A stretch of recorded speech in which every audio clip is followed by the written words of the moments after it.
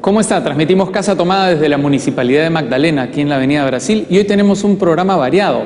En primer lugar va a estar con nosotros una actriz talentosísima que a pesar de su juventud es ampliamente reconocida y tiene una larga trayectoria, Jimena Lindo. Y en segundo lugar vamos a estar con el director de la Biblioteca Nacional, un erudito, una persona con un amplísimo conocimiento sobre muchos temas. Él es Ramón Mujica. Ambos van a estar esta noche conmigo aquí en Casa Tomada.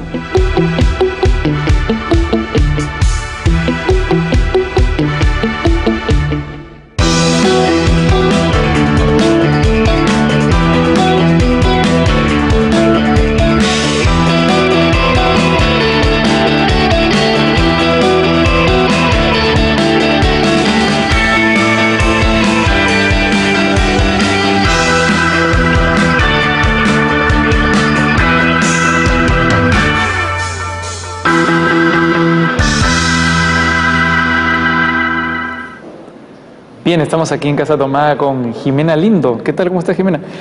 Que te conozco desde el colegio.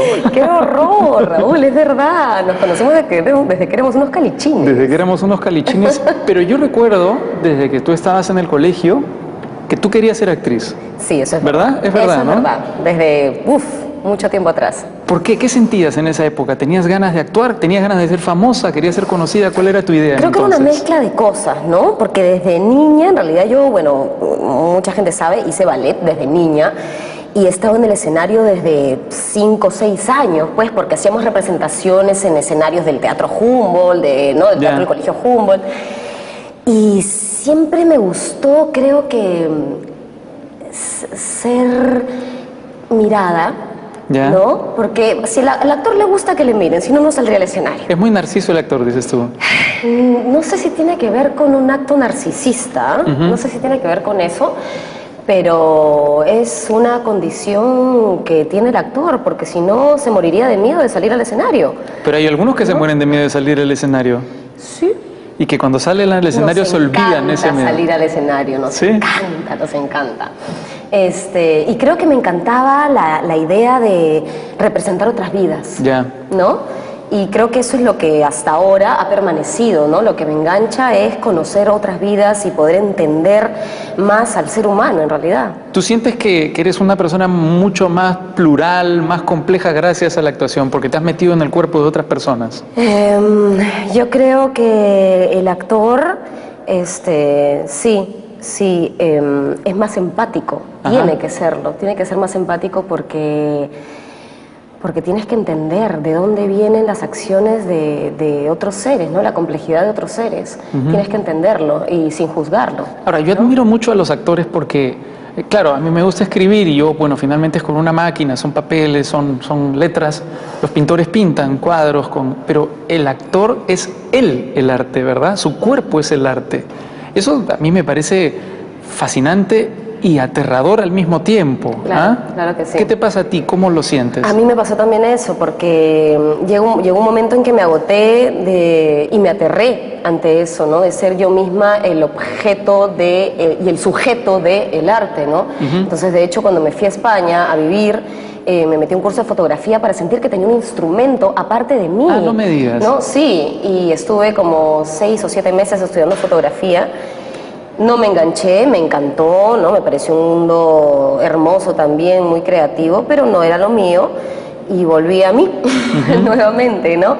Pero sí, o sea, somos nuestro propio instrumento, ¿no? También está, lógicamente, el texto, ¿no? Sí. El texto del dramaturgo, también está el compañero. Pero el texto no es nada sin la voz del actor. No es nada... Bueno, sí es algo, por supuesto que es algo. Es un texto maravillosamente escrito, ¿no? Sí. Pero el texto teatral está escrito para darle vida, para ser representado. Claro. ¿No? Ahora, hablaba de esto de cuando nos conocimos hace mucho tiempo y que tú querías ser actriz, y vaya que lo lograste, porque yo he tratado de organizar tu biografía para esta entrevista y casi no he podido por la cantidad de cosas que has hecho. En televisión, en cine y en teatro. ¿Cómo mantienes ese ritmo tan intenso? Y esto sin contar los 5 años que estuviste en España, además. Sí. Bueno, yo creo que han sido etapas también, ¿no? Tuve mucha suerte al inicio de mi carrera, tuve padrinos maravillosos, entre ellos Aristóteles Picho, que fue un maravilloso mentor. Él me presentó a muchísima gente importante del teatro y que me ayudaron muchísimo a impulsar mi carrera también, ¿no? Luego que también he sido bien chancona toda mi vida, chanconaza, ¿no? Entonces siempre he querido aprender y eso me ha traído muchos beneficios. También soy muy disciplinada desde niña, el ballet me dio muchísima disciplina y bueno, en mi casa también mi padre nos dio mucha disciplina también, entonces la tengo totalmente incorporada. ¿Tú sientes que eso te diferencia de los demás actores, digamos Hay muchísimos actores muy disciplinados, muchísimos. Hay muchísimos actores, algunos actores que no lo son tanto. Y sí, hay una diferencia, definitivamente, ¿no? Ajá. Ahora, ¿cuál es la diferencia? Los actores que son indisciplinados, por lo que tú me estás diciendo, parece que confían más en su talento, ¿no? Te voy a hablar de los actores que yo siento que son disciplinados, mejor, ¿no? Son actores que hacen su tarea, ¿no? Que saben que en las 4 horas de ensayo diarias no son suficientes para hacer un gran trabajo o el trabajo que ellos sueñan hacer, ¿no? Porque hay un trabajo que puedes hacer y hay un trabajo en el que sueñas, ¿no? Y uno tiene que hacer lo que sueña, ¿no? Haces lo que sueñas. Eso, un gran maestro me preguntaba eso en un taller, ¿no? ¿Haces lo que sueñas? ¿Creas lo que sueñas? ¿O estás haciendo... ¿Qué estás haciendo? ¿Me entiendes? O sea, que a ti tu personaje te acompaña después de esas 4 horas de ensayo. Siempre. Es como un escritor, creo yo, o un pintor, ¿no? Y yo estoy seguro que cuando tú escribes un libro... no, las 24 horas, estás pensando en el libro de las 24 horas. Del día. Así es, igual como ahí está mi hijo. Sí. Igual es con nosotros, ¿no? Es un trabajo que dura 24 horas, ¿no? Y eso es hermoso, pero también a veces es un poco aterrador, ¿no? Porque no puedes como hacer un corte, ¿no? No puedes cortar, es muy difícil. James Gandolfini y Tony Soprano murió por eso, porque el personaje se lo comió. O sea, Tony Soprano fue un personaje tan fuerte para él que él se volvió adicto a las drogas como Tony Soprano, se volvió una persona violentísima como Tony Soprano. Es que, ¿sabes qué? Yo creo que es un trabajo muy delicado. Y recién lo he empezado a entender hace algunos años. Es un trabajo muy delicado porque trabajamos muchísimo con nuestras emociones, trabajamos muchísimo con nuestro cuerpo, le exigimos, como tú dices, somos nuestro propio instrumento, entonces le exigimos muchísimo a nuestro cuerpo a nivel tanto emocional, energético y físico, ¿no? Y hace algunos años, gracias a una gran maestra que tengo, que es Pilar Núñez, que muchos la conocemos, ella me enseñó que el actor, el artista, es un obrero, ¿no? Y el obrero, cuando llega a su trabajo, saca sus herramientas, trabaja, y cuando termina el trabajo, guarda sus herramientas. Guarda las herramientas. Exacto. ¿Conviene que los actores hagan terapia?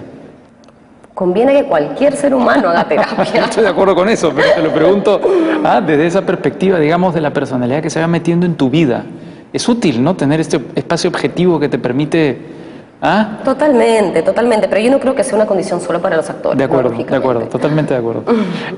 ¿Tú has hecho seguramente terapia? Toda mi vida, y me parece, y yo se la recomiendo a todo el mundo, porque tener 1 hora a la semana, aunque sea 1 hora a la semana, de un espacio en el que puedas conectarte contigo y elaborar lo que te sucede, es importantísimo. Y mucha gente me dice, no, que no confía. Hay muchísima gente que no confía en la terapia, lógicamente, terapia de cualquier tipo, y que te dicen, no, para eso tengo un amigo, para eso voy con mi pata a tomarme una chela. Sí.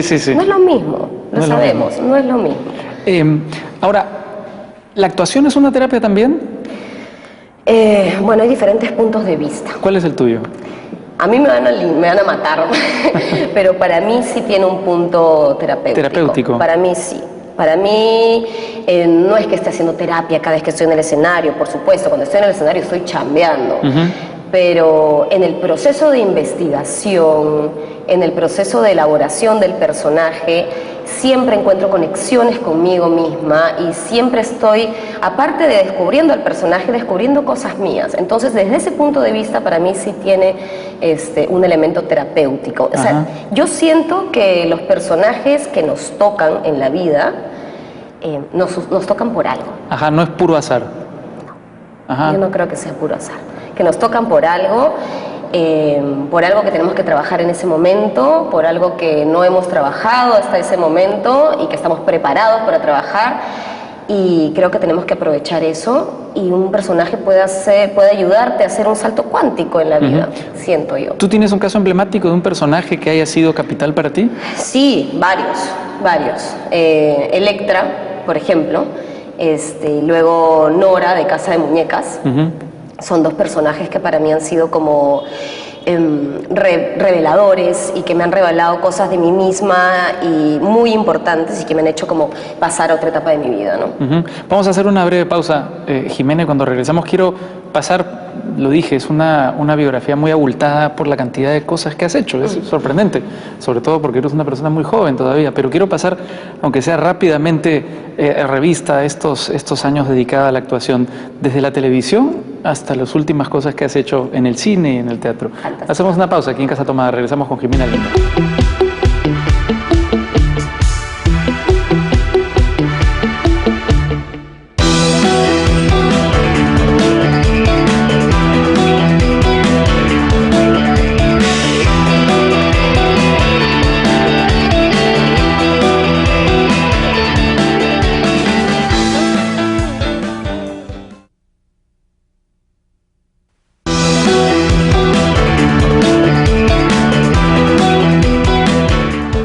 Estamos de vuelta con Jimena Lindo aquí en Casa Tomada. Jimena, lo conversamos en el bloque pasado, has hecho televisión, cine, teatro, pero fue la televisión la que te hizo conocida como actriz, me parece, ¿no? Sí. ¿Ah? Con Tribus de la Calle. Con Tribus de la Calle, claro. ¿Cuántos años tenías cuando hiciste Tribus de la Calle? Creo que tenía 20. 20 años. Sí. ¿Y cómo fue esa experiencia? ¿Ah? Fue bien intensa. Entré a la televisión sin darme cuenta. Además, yo tenía la televisión satanizada porque era como una guerrillera del teatro. ¿Ya? ¿No? Yo hacía teatro en el colegio. Desde el colegio. Para mí el teatro era lo único que importaba, y es solo el teatro. Lo otro era venderse. Lo otro era venderse absolutamente, ¿no? Y nada, un día fui a un casting y tuve realmente la suerte de ser escogida para un personaje importante. Aristóteles Picho me conoció, a Eduardo Adriancén, Michelle Gómez, y entré a la televisión, ¿no? ¿Y qué te pareció la televisión? ¿Te sorprendió la televisión? ¿Te imaginaste que era eso? ¿Eso que te encontraste? Mira, las personas que trabajaban en ese momento, en esa novela en particular, eran increíbles. Ajá. Estaba Paul Vega, estaban todos los actores del teatro. Bueno, tú coincidiste con el gran momento de las producciones nacionales, ¿no? Sí, o sea, empezó con, creo que los de arriba y los de abajo, Sí. ¿no?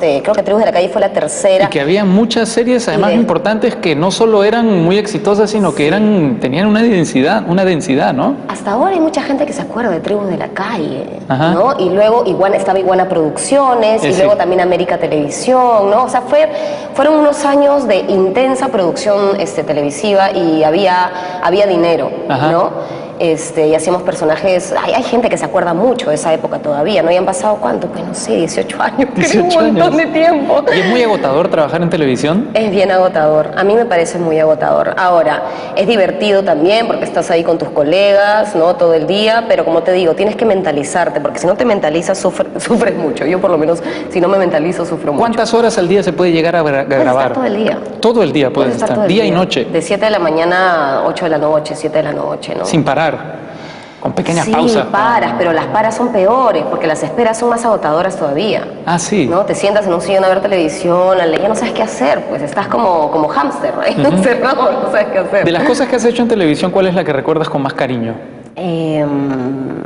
Bueno, Tribus de la Calle, ¿no? Porque fue mi primera. Rita y yo, que fue una serie que hice con el 4, con César Ritter, Oscar Beltrán, que eso sí nos divertimos muchísimo. Que César Ritter se travestía, ¿verdad? Claro, era una serie corta. Había un momento en el que lo depilaban, ¿verdad? Sí, claro, se travestía y estaba enamorado de mi personaje. No sabes cómo nos divertíamos. Y fue una serie corta, de 3 meses. Entonces, cuando son series cortas, también es más fácil mentalizarse. Ajá. Bueno, son 3 meses, ¿no? 3 meses que no voy a tener mucha vida, solo voy a hacer esto y bueno, ya va a terminar, ¿no? También. Ajá. Hemos hablado de esta transformación que hizo César para esta serie Rita y yo. ¿Tú misma has tenido transformaciones muy marcadas en tu físico para algunos de tus personajes? Sí, creo que una de las más fuertes ha sido Electra, Sí. que es un personaje que hice hace unos 4 años, más o menos, o 3 años, que bueno, nada, tuve que cortarme el pelo muy pequeño y el personaje requería como, era un personaje que había albergado demasiado odio, ¿no? Durante muchos años. Bueno, el personaje griego, ¿no? Electra. Y estaba retorcido de rabia, ¿no? Entonces había una transformación corporal. Tenías que contraerte, tenías que... Sí, estuve durante toda la obra tenía que estar como contraída, ¿no? Ajá, pero ¿tuviste que perder peso? ¿Cómo hiciste con eso? Bueno, no tuve ni siquiera que plantearme perder peso porque lo perdía cada función. Sí, era por la intensa. imparable, muy intenso, sí. Te he visto también en un papel de una violonchelista discapacitada. Sí. ¿Ah? El personaje de Jacqueline Dupré. Sí. Jacqueline Dupré, que era una chelista inglesa, una de las mejores chelistas del siglo XX, y tuvo esclerosis múltiple. Ela, sí. Exactamente. Y nada, hicimos ese trabajo con Edgar Sabe el año pasado, y bueno, fue un proceso de investigación bien interesante también, bien importante. Estuve con la Sociedad de Esclerosis Múltiple de Lima, fueron muy generosos Justo además conmigo. en el momento en el que se habló mucho por la campaña, Por supuesto. ¿no? del agua helada para recaudar Sí, fondos eso por fue el un poco ELA, ¿no? después, Sí. eso fue un poco después, pero sí, como que fue un camino que empezó a abrirse porque realmente no mucha gente conoce esa enfermedad. Ajá. ¿No? Las obras de teatro, en general, la ficción es casi como un paréntesis en la vida de uno de los protagonistas, ¿no? Comienza en un momento y termina en otro y no se sabe lo que hubo antes ni se sabe lo que hay después. ¿A ti te gusta conocer la biografía de tus personajes antes y después tú la compones, tú haces ese trabajo? Sí, siempre. Siempre que no se sepa, que no existe en la obra, que no hayan pistas, bueno, uno la construye, ¿no? Tú la Normalmente lo hacemos todos los actores. ¿Investigas mucho, como por ejemplo en este caso de Sí, Lela me que nos has encanta. contado? Es una de las cosas que más me gusta del trabajo es el trabajo de investigación de los personajes, ¿no? ¿Qué cosas has descubierto con ese trabajo de investigación? No sé. En el Lela, por ejemplo, ¿qué descubriste? Bueno, la fortaleza también, ¿no? de las personas que tienen esta condición, ¿no? No le quiero llamar ahorita enfermedad, cómo salen adelante, ¿no? Conocí muchas mujeres que me dieron miles de pistas para interpretar este personaje, ¿no? Y la propia Jacqueline Dupré, ¿no? La propia biografía de Jacqueline Dupré. Creo que eso, básicamente, ¿no? Y cuando hice el Evangelio de la Carne, que también trabajé a una persona que tenía una enfermedad no diagnosticada, también hice un trabajo de investigación que fue muy importante para mí porque también, ¿no? Conocí muchas mujeres que estoy enferma, pero sigo adelante, ¿no? No, la condición de víctima no va. Muchas personas no tienen ni siquiera el tiempo o el derecho de sentirse enfermas, tienen que seguir con su vida, tienen que seguir llevando comida a su casa, ¿verdad? Además, por supuesto. ¿No? Sí. Ese papel era el papel de Julia, ¿verdad? Exacto. A mí me da mucha pena, no pude ver el Evangelio de la Carne. Qué lástima. Pero leí muchas críticas realmente muy buenas. Incluso supe que quiso buscar una nominación al Oscar. Sí. ¿No? Sí. ¿Qué crees tú que tenía esa película que conectó con la crítica, que hizo que le fuera tan bien? Creo que estaba muy bien escrita. Creo que era innovadora de alguna manera.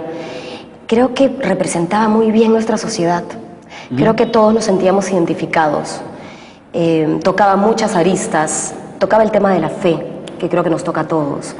De hecho, ahora se va a estrenar en París, comercialmente. Ah, qué ¿no? fantástico. Eso es algo bastante particular, ¿no? Porque muchas películas van a festivales, pero se va a estrenar en cine comercial. Como que se estrena en Larcomar. Sí, no sí, me claro. entiendes, se estrena en cine comercial en París. Estamos muy orgullosos realmente. Y no solo en París, sino en varias ciudades de Francia. Y la historia pasada durante la procesión del Señor de los Milagros, ¿verdad? Exactamente. Y tuvimos que grabar en la procesión del Señor de los Milagros y fue muy impactante, la verdad. La procesión, 500,000 de personas ahí en la calle vestido de morado, es increíble. Sí, no, y además tuvimos la oportunidad de poder estar en el cordón donde está el anda del Señor de los Milagros y eso fue realmente... Incluso las personas que no tienen fe se sienten impresionadas por ese tipo de manifestaciones, así, ¿no? Por supuesto, porque ya creo que es algo ya a nivel energético que se mueve, o sea, no puedes dejar de tener fe si estás ahí, ¿no? Quería preguntarte bueno, has hecho televisión, lo digo, pero hace 4 años bailaste en el Gran Show. ¿verdad? Oh, Y yo quería es preguntarte por verdad. eso, porque fue lo último que hiciste comercialmente en televisión. Has hecho historias de papel, pero ya no has hecho, digamos, para usar una palabra que se usa en los Estados Unidos, showbiz. ¿Ah? ¿Por qué? ¿Tiene que ver con eso de haber bailado en el gran show? ¿O es simplemente que no han aparecido las oportunidades o te has querido dar un tiempo? ¿Qué ha pasado? Para nada, simplemente que ahora con historias de papel y con el teatro no me doy abasto para poder aceptar alguna oferta de televisión por el momento. Ahora he dejado de hacer un poco de teatro, pero estoy tranquila también. Cuando terminé el trabajo con Edgar Saba de Jacqueline Dupré, Sí. Dueto en mí, terminé realmente agotada. Llevaba, como te contaba, como 4 años de hacer una obra casi tras otra, con personajes bien difíciles, bastante intensos. Y mi hijo tiene 5 años. Necesito estar con él Claro. un poco más. Y él necesita estar contigo. Acá está contemplando la entrevista Por muy supuesto. celosamente. Por supuesto que sí. Y el trabajo del actor, bueno, como tú sabes, básicamente es en las noches. Sí. Habían meses de meses que yo no podía acostar a mi hijo, por Ya. ejemplo. Podía tener tiempo con él en el día, lo que quieras, pero no estaba con él en las noches. Y empecé a extrañar eso. Bueno, siempre lo extrañé.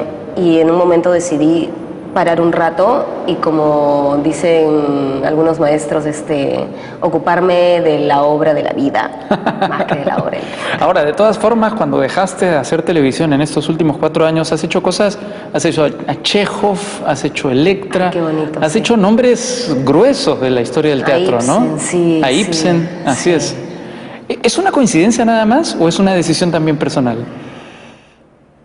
Para mí ha sido suerte, una suerte maravillosa que me toquen esos personajes, ¿no? Y estoy absolutamente agradecida con todos los directores que me han llamado para hacer esos personajes y espero que siga sucediendo en la vida y poder seguir teniendo esas oportunidades tan lindas, ¿no? Quería preguntarte para acabar por historias de papel, que te agradezco como amante de la literatura, que traduzcas algunos de los clásicos de la literatura a la televisión y los acerques al público, ¿no? Tú interpretas a todos los personajes, además de cada una de estas novelas. ¿Cómo apareció esa idea? ¿Esa idea fue tuya? ¿Se te acercaron para...? Me encantaría que hubiera sido mía.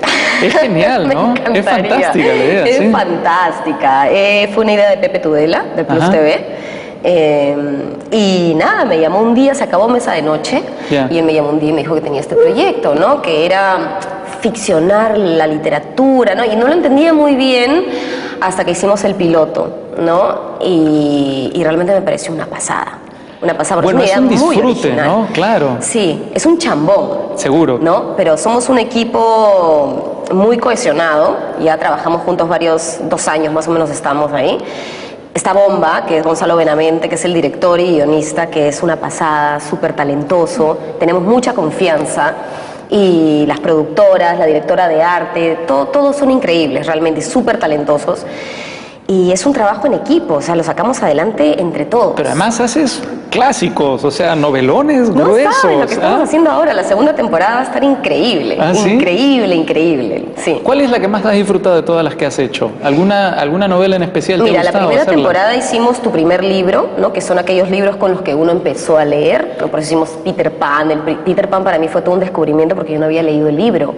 Y el libro es fuerte. Sí. Sí, es un libro mucho más complejo de lo que yo creía, ¿no? Claro, nosotros lo conocemos por sus traducciones por Disney, ¿no? Totalmente, totalmente. De lo que más me gustó fue hacer El Principito, que creo que es así como que a todos nos toca el corazón. ¿Te vi disfrazada de submarinista también en algún momento? Sí, hicimos Julio Verne. 20.000 leguas de viaje Sí, submarino. exacto, hicimos Julio Verne, Peter Pan, Pinocho, ¿no? Creo que de la primera temporada me quedaría con Oliverio Twist Sí. y El Principito. Y ahora de la segunda me estoy quedando con todo. Con todo. Está bien bonito. Buenísimo, bien Jimena. bonito. Y bueno, yo me muero de ganas de verlo, además, porque eso es, claro, un placer, ¿no? Ver que estas obras se demuestra que pueden ser para el gran público, ¿no? Y a la gente le encanta y cada vez recibimos, claro, es limitado porque es por cable igual, ¿no? Pero Sí. cada vez recibimos más comentarios de gente que lo ve y sobre todo, que es lo que más nos gusta y es por lo que se hace este programa, cada vez recibimos más agradecimientos de madres cuyos hijos están leyendo gracias al programa. Ajá. Hijos de niños de 8 años, de 10 años que de pronto nos mandan una foto leyendo Julio Verne porque vieron el programa y les interesó. y eso es a lo que apuntamos realmente, Fantástico, ¿no? Jimena. Muchísimas gracias por haber venido a Casa Tomada. Es un placer, de verdad, volvernos a ver a más de tanto tiempo. Un gusto. Vamos a hacer una pausa, regresamos con más.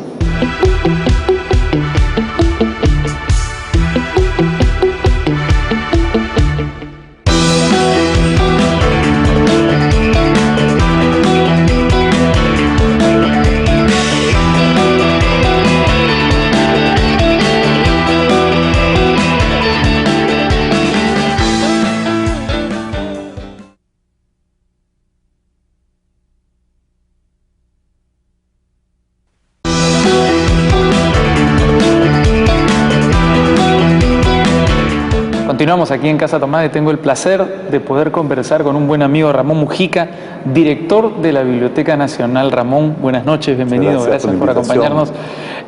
Tú ocupas un lugar de grandes personalidades, ¿no? Ocupas el lugar que ocupó alguna vez Ricardo Palma, que ocupó Jorge Basadre y que ocupó Estuardo Núñez, entre otros. Estoy haciendo una lista muy corta y solamente entre las personas que ya no viven con nosotros. ¿Qué se siente eso? ¿Qué se siente saber que hay un legado de esa magnitud cultural detrás de ti? Bueno, sobre todo es una gran responsabilidad, ¿no? Porque los directores nacionales que he mencionado son como grandes atlas que llevan el mundo sobre las espaldas. Pasa la historia de la República de Basadre, también ha estado Raúl Porras Barrenechea, Loman Villena, sí, por no mencionar a otros como Vigil, González Prada, entre muchos otros, ¿no? Lo interesante es que la Biblioteca Nacional del Perú fue fundada por el propio San Martín, sí, en 1921 y es la institución cultural más antigua de la República. O sea que es algo extraordinario, ¿no? Poder de alguna manera incluso revisar las obras escritas por estos grandes maestros y leer lo que ellos leyeron, ¿no? Ahora es increíble, además, en un país en el que se discute tanto la institucionalidad, saber que tenemos una institución cultural que tiene la misma edad que la República, ¿no? Y que por tanto ha sufrido numerosísimos avatares en su historia, ¿verdad? Exacto, de todo tipo, ¿no? Desde el incendio de 1943, que se llevó, según algunas cifras, más de 100.000 obras, hasta la Guerra del Pacífico, donde el ejército chileno convirtió a la Biblioteca Nacional en prácticamente un cuartel de caballería, ¿no? Ajá. Ahora, ahí ocurrió con la invasión chilena a Lima, después de la Guerra del Pacífico, uno de los episodios más tristes también de la historia de la biblioteca, ¿verdad? Que fue la sustracción de muchos de sus volúmenes más valiosos y que fueron a Chile. ¿Cómo se solucionó ese tema? Si es que se ha solucionado, ¿cómo se está avanzando? Bueno, se ha solucionado en parte porque ya en tiempos de Cinesio López, que fue otro gran director de la biblioteca, se hicieron las gestiones para que Chile devolviera parte de este material que salió ilícitamente del Perú, pero claro, al final es un botín de guerra, ¿no? Sí. Y entonces depende de la buena voluntad de, digamos, los académicos chilenos, del gobierno chileno, en querer retornar esto.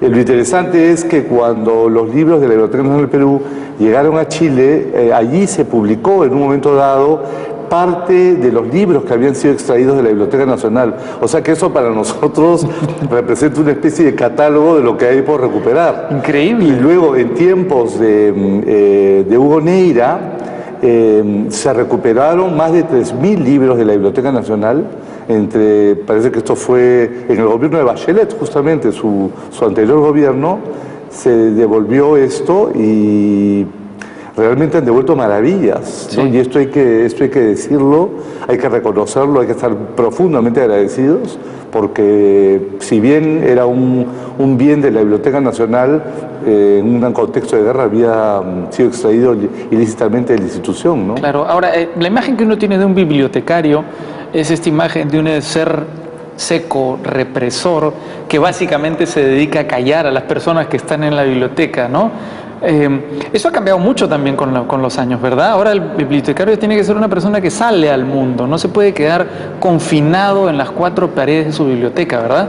Bueno, para empezar, el concepto mismo de bibliotecario y de biblioteca ya ha cambiado, porque ahora existen bibliotecas virtuales, ¿no? Bibliotecas sin paredes, bibliotecas con libros líquidos, en donde hay una interacción dinámica entre el autor y el lector, en donde todo se modifica casi de manera simultánea y donde todo esto puede estar en todas partes al mismo tiempo, gracias a las nuevas tecnologías digitales, ¿no? Y un poco el reto que se nos ha dado ahora es crear un sistema nacional de bibliotecas. La ley fue aprobada el año pasado, incluso ya existe el reglamento, del cual la Biblioteca Nacional es el ente rector.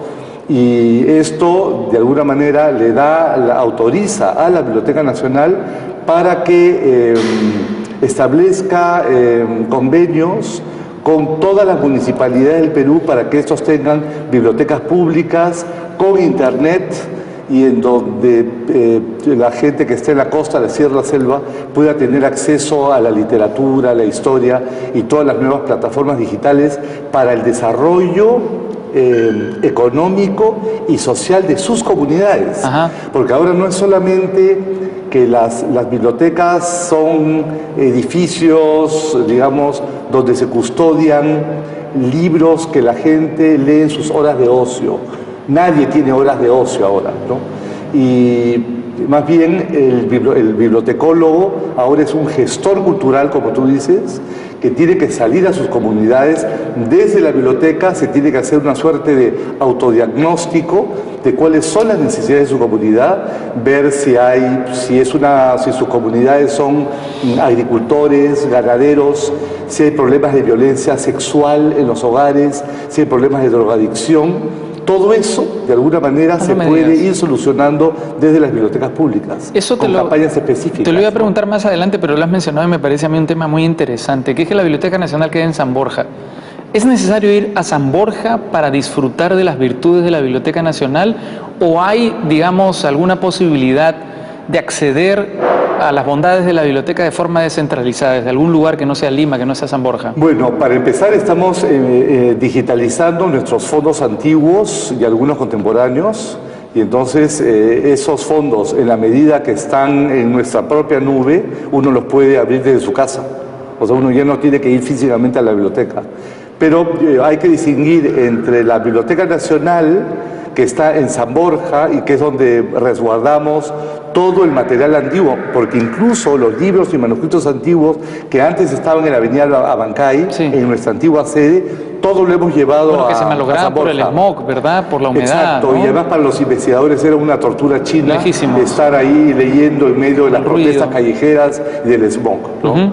Y la gran biblioteca pública de Lima, que va a ser el centro coordinador de Lima Metropolitana dentro del Sistema Nacional. Estamos justamente en ese proyecto. Además queremos convertir a Lima en un nuevo centro cultural, porque eso es un espacio, una arquitectura espectacular. Y ahí se pueden hacer funciones de cine, de teatro, vamos a hacer exhibiciones. Tenemos que reestructurar todo lo que es los espacios del primer y del segundo piso para habilitarlos y convertirlos en algo muy interesante. A mí me encanta trabajar en bibliotecas, me parece que son la mejor oficina para una persona que trabaja con libros, que trabaja con el intelecto, pero siento que no hay ese chip, que no hay esa impresión, que no hay esa sensación o esa costumbre aquí en el Perú, aquí en Lima. ¿Estoy en lo correcto? Es que como que la biblioteca ahuyenta un poco a las personas. ¿Y por qué las ahuyenta? No lo sé, a mí me encanta, pero ¿no te da a ti esa impresión a veces?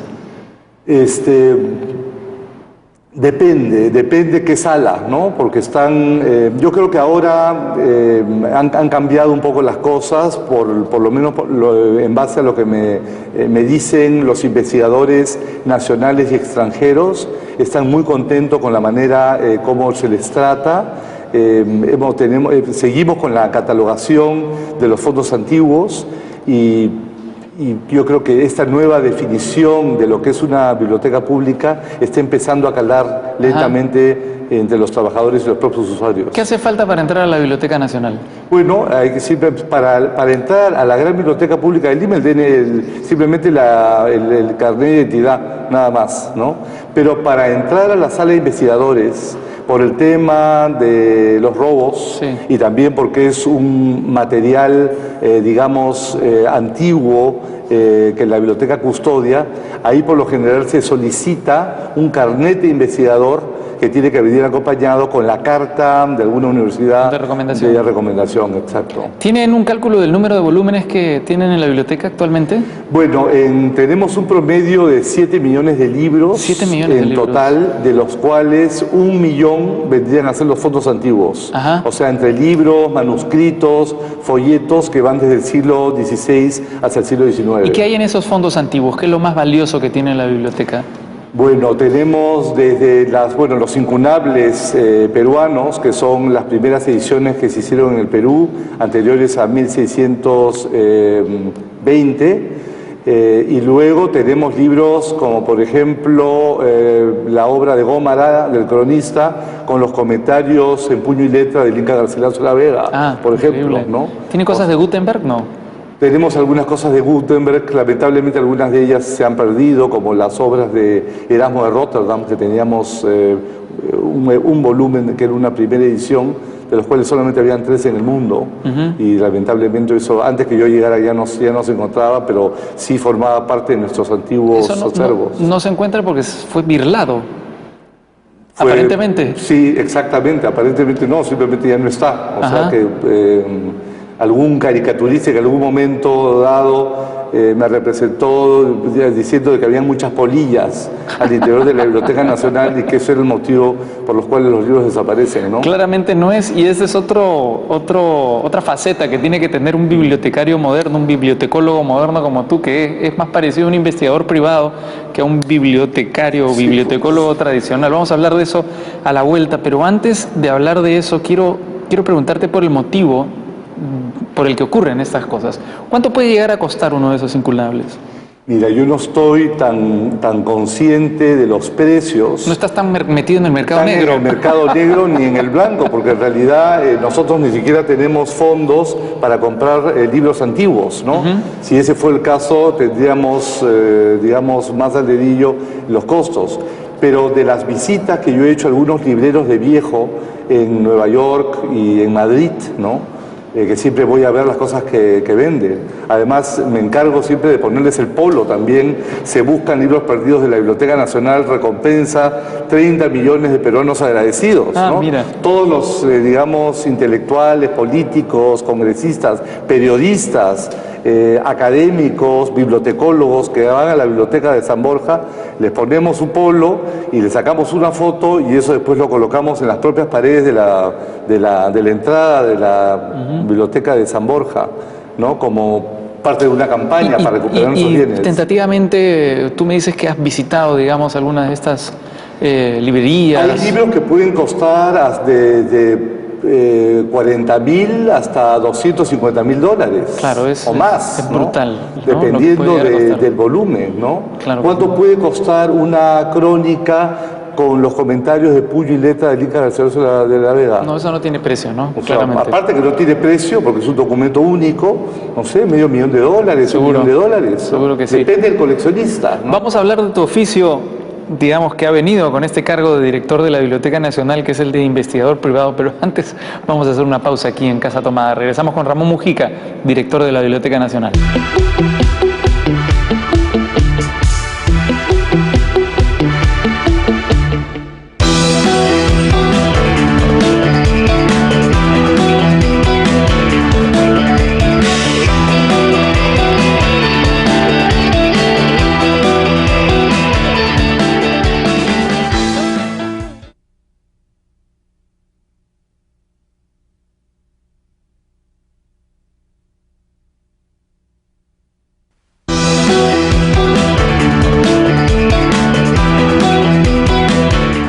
Estamos de vuelta aquí en Casa Tomada con Ramón Mujica, director de la Biblioteca Nacional, devenido en investigador privado. Y nos va a contar por qué. Ramón, porque desaparecían, nos lo has contado en el bloque anterior, muchísimos ejemplares valiosísimos de la Biblioteca Nacional. ¿Ya identificaste a los responsables, no? Bueno, tenemos indicios de quiénes son. De hecho, hay algunas filmaciones que se han tomado donde aparecen algunos de ellos.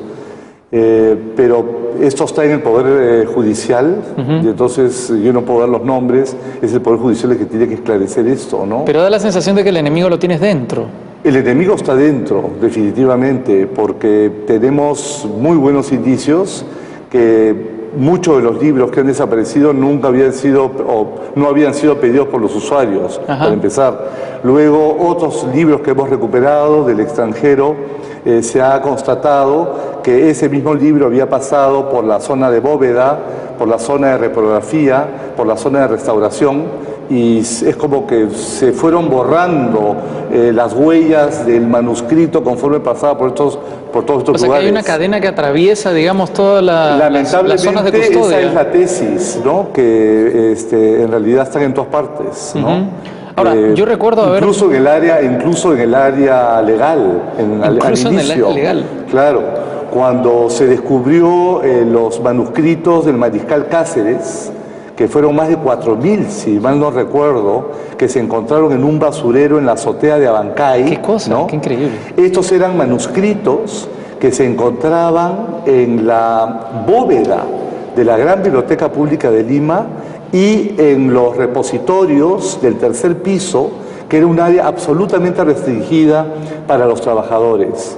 Y ante mi insistencia al área legal, que esto se tenía que denunciar y hacer público, el área legal emitió un documento donde decía que el responsable era el carpintero que había descubierto los manuscritos porque pensaban que debían valer algo, dado que estaban en sus sobres originales y con la firma de Cáceres, ¿no? Entonces lo quisieron hacer a él responsable porque había destruido la escena del crimen, ¿no? Y entonces la biblioteca terminó contratando a un penalista externo para que nos diera su opinión, y lo que él dijo al final es que la escena del crimen era el tercer piso y la bóveda, no el techo, no el basurero. Pero esto es porque es de ahí de donde habían salido y que para entrar ahí se requerían claves y carnets especiales. Pero esto es una locura, ¿no? Porque atraviesa, digamos, toda la estructura, como lo decíamos, de la biblioteca, y da la impresión de ser una organización que bordea, no voy a ser categórico para evitar un juicio por difamación, pero que bordea el comportamiento mafioso, ¿no? Sí, yo sí creo que es una mafia muy bien organizada. Y lo que lamento profundamente es que muchos trabajadores se sientan humillados con esto que digo, ¿no? Yo creo que parte del proceso de sanación para la institución que me ha tocado presidir es precisamente decir las cosas por sus nombres. Bueno, yo he visto ¿no? investigaciones de televisión que demostraban que algunos incunables se ofrecían en Internet. Sí, claro. Públicamente. Por supuesto. Y esto viene ocurriendo desde hace muchísimos años. No es una cosa, digamos, nueva, ¿no? ¿Siguen desapareciendo? Bueno, yo hago mi control de existencias cada cierto tiempo, ¿no? Y durante mi gestión yo creo que sí han debido desaparecer algunos. Algunos. Sí. ¿Es importante hacer un catálogo para evitar esto?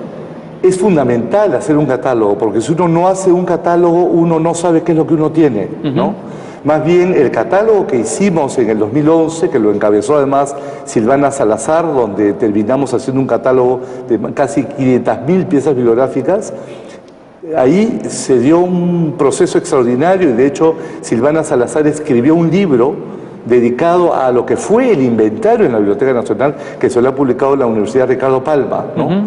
Donde, bueno, por parte de un grupo de trabajadores había una enorme resistencia para que no se catalogara, ¿no? Porque una vez que uno cataloga un libro, uno es su partida de nacimiento, por así decirlo, y si ese libro desaparece, uno sabe que ese libro había estado en los fondos antiguos, ¿no? Y justamente por eso la resistencia dentro de los trabajadores. Si no, es que si no, no se explica. Si no, no se explica, pero además...